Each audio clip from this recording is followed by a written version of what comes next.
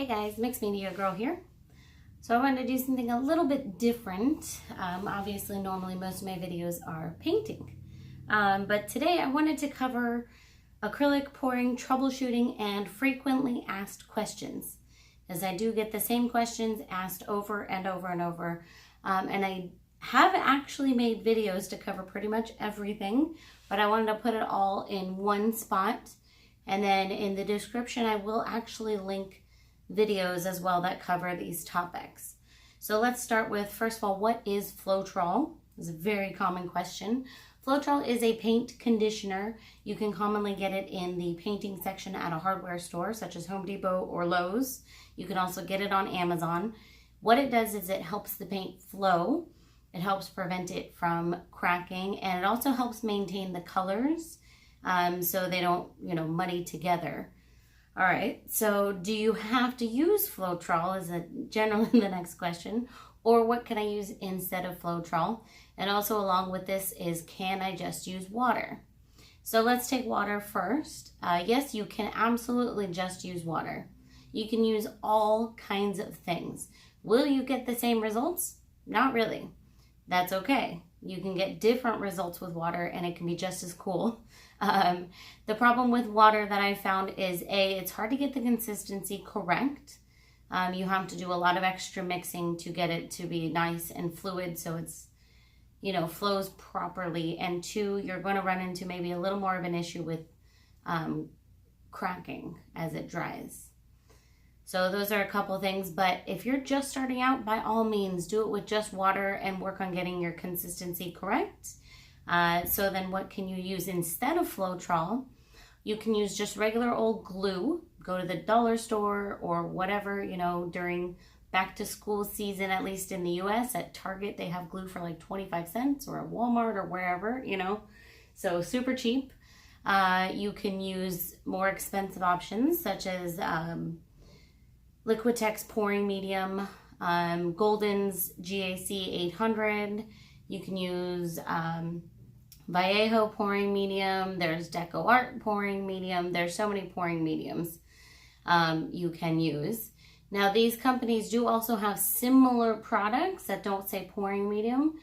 Those may or may not work. A lot of times they're not intended for pouring and I wouldn't recommend using them. So you want to find specifically the ones that say pouring medium on them, or with Golden it's the GAC 800. You can use, I'm sure, other products from them. Read the description, it'll say intended to help make the paint more fluid or whatever. All right, so that answers that. So next is, what does the torch do? Like, what is this torch? Why are you using this? So I use a butane torch. You can also use propane or whatever. You can even use a torch lighter. Okay, now a lighter, a regular lighter and a torch, they're not the same thing, guys. Okay, torch is different. So it's not just fire. You're not just looking for fire. You're looking for a torch. Okay, a torch is really to help get rid of the air bubbles in the painting, which can help create cells. I used to, there's a lot of false data going around about acrylic pouring, and there has been for years. And I even spewed some of it when I was first starting just because I really didn't know better. Like, it helps burn off silicone. That doesn't even make sense. But really just from my experience, what it does is it helps get rid of the air bubbles and it can help create more cells thereby. Do you need a torch? Absolutely not. I actually hardly ever use the torch anymore, and I get cells just fine without it. You really don't have to have it. It's fun. It's definitely a fun tool to use, but you definitely don't need it. If you're just starting out, don't worry about it. And then, can I use a heat gun or a hairdryer instead of a torch? Absolutely, but they're not the same. If you're going to go with anything and you have a heat gun, that's going to be the closest, because just by default, the heat will get rid of the air bubbles. A hairdryer is not the same as a heat gun or a torch. These three things are all completely different, and they will do different things. A hairdryer will actually move the paint around, even if you have it on the lowest setting. So if you don't have a torch or a heat gun, a hairdryer is not really a substitute. You can definitely use the hairdryer to create very cool effects with the paint, but it's really not a substitute for a torch or a heat gun. It's very different. I mean, you can go to extremes of having it on high heat and holding it very far away, low fan and whatever, and maybe kind of simulate a heat gun. It's just a lot of work, and I would not do it because it's not really necessary. Whatever, to each his own. Okay, what is silicone? Do I have to use silicone? And what can I use instead of silicone? So silicone is oil, basically. It's commonly used as a lubricant for machinery, treadmills, etc. There's also many other lubricants, okay? Do you have to use it? No, absolutely not. You don't have to use anything. What it does when you use it is it can help create lots of cells and large cells. However, if your paint consistency is not correct, I find that even with silicone, you're really not going to get much cells. So the paint consistency is way more important than using silicone. Silicone you can get at a hardware store. Once again, you can also get it on Amazon. There's many different brands, and you can use tons of substitutes, including like hair serum, WD-40, personal lubricant even. Like there's all kinds of things. Pretty much anything that is used as a lubricant of some sort will work. I've also been asked if food oils will work instead. I have not done enough experimenting with that to be able to answer accurately. So for now, I'm going to say no, just based off of the experiments I have done. But you may be able to get that to work. Okay, so that is that on silicone. And how long does it take an acrylic pour to dry is another very commonly asked question. The answer for me is normally about 2 days, but it depends on the climate. I've been some places where it only took 1 day, and other times when it's really cold and whatnot, it maybe takes 3 days. It just depends. So, but I would say around 2 days is the most common for me, at least. All right. Do I have to use a fluid paint? No, you can use any kind of acrylic paint whatsoever. Any kind. Literally any kind of acrylic paint, okay? The paints that I use are Artist Loft Flow Acrylics. Now it says Flow Acrylics, but it's actually not a fluid paint. It's thick, and I have to water it down. Why they call it Flow Acrylics, I honestly have no idea. That's just what it's called. But I use Craftsmart, I use Liquitex Basics, I use Artist Loft regular acrylic paints in the tubes, I've used Golden. They all work. They all work just fine. Even the really cheap stuff, you just have to play around with your ratios, because when the paint is thinner, you need less water, and you might need more paint if it's, a lower quality paint. So you don't have to use any specific type of paint, okay? All right, now we're going to get into why did my paint crack when it dried? And how do you prevent your paintings from cracking? I love the questions on how do I prevent it from happening. If you do it correctly, you don't have to prevent anything. It just doesn't happen. So from my experience, when a painting cracks while it's drying, it's because the paint is too thick. Either you didn't add enough water or pouring medium, or you left too much of it on the canvas. Now, 100% of the time, this has been true for me. So once I got my consistency correct, I did not have this issue. I have heard other people say that that happens when the painting dries too quickly. I don't think that is accurate personally, and I've not experienced that personally. And I live in Los Angeles where it can be 110 degrees with like zero humidity. So that just doesn't make any sense to me. And you probably have heard that. It may be true. I'm not a scientist. I don't know. But from my experience, it's simply because your paint is too thick. So my advice is add more water or add more pouring medium, and also run more off of the canvas. Okay, and then why did my painting get muddy? Or I had cells, but I lost them. Like I had these beautiful cells, but then when it dried, there were no more cells. Okay, this is the opposite end of the spectrum. It means your paint is too thin. Most likely you've added too much water. And conversely, people sometimes get beautiful cells when it first comes out of the cup, but then as they're stretching it, they lose their cells. And that is either your paint is too thin or you're also not putting enough on the canvas. Don't be stingy. Put enough to cover your canvas so you don't have to tilt it too much and lose all of your cells or patterns or designs or whatever you have. Put enough paint on the canvas. My ratio personally is about 1 ounce per every 16 square inches of canvas. So that translates to an 8 by 10 canvas will be about 5 ounces of paint. Okay?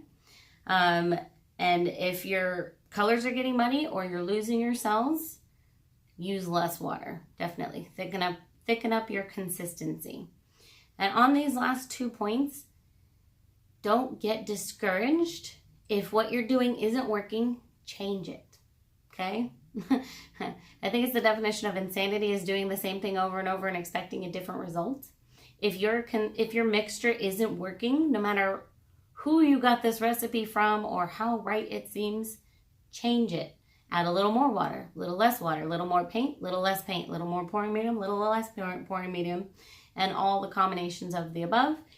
And you know what? It may take you 10 or 20 tries to get it right, but once you have it, you will have it. And then you don't have to worry about it for the rest of your life. So it pays to practice, practice, practice, okay? All right, next question is, why are my colors not as bright as they were? And how do I make my painting glossy again after it dried, right? So with acrylic pouring is very common, depending on the pouring medium you use and the paints you use, for your colors to get a bit more dull. I've noticed that this is going to happen less with a higher quality pouring medium like like the GAC 800 or the Liquitex pouring medium. But it will also depend on the paint you use. If you use a matte paint or a craft paint, it's going to dry a lot more dull and less glossy than if you use a higher quality paint. So the materials definitely make a big difference in that. However, I've noticed that really no matter what paint or pouring medium you use, as long as you finish it off with a good glossy varnish of some sort or seal of some sort, you can bring out at least most, if not all of that color again. So I wouldn't worry too much about it. I personally use Rust-Oleum Crystal Clear Enamel Spray. It's easy. You can also do resin. You can also do any kind of gloss varnish. There's Liquitex varnish. You know, any of these, really, there's so many. It just depends on your own personal preference and how glossy you want it to be and whatever. I like the enamel spray because I can really spray it as many times as I want. If I want to put 10 layers on it, make it stupid glossy, I can, you know, or I just spray it once and it gives it a little pop and it's good. It's sealed, okay? And that goes into, again, how do I seal my painting? So I think I just actually listed all of the ways. The varnishes or the enamel spray or resin. There's a lot of ways. And one important point on that is if you did use silicone or any silicone or oil related product in your painting, you will need to thoroughly clean it before you seal it. Otherwise, whatever you use to seal it with will not stick. It won't work. You will have to clean it. I personally use alcohol. Other people use cornstarch or baby powder to soak up the oil. So my recommendation is to just simply not use the oil. Not use silicone. I hardly ever use it anymore. But if you do, make sure you clean it thoroughly before sealing it. Okay. And last question we're going to cover today is, how do I fix the back of my painting and make it look pretty so that it can be sold? I personally leave it alone. It is sold as is, and that is my personal preference. Okay. Some other things you can do is you can paint the back a solid color. So either with spray paint or just regular paint. You can also pre-tape the back of your canvas so that when you do your paint, you can just peel the tape right off and then you have a nice clean back. And a third option is to cover it with paper either maybe a nice scrapbook paper or a regular brown paper. Yeah, so those are the 3 options I would say.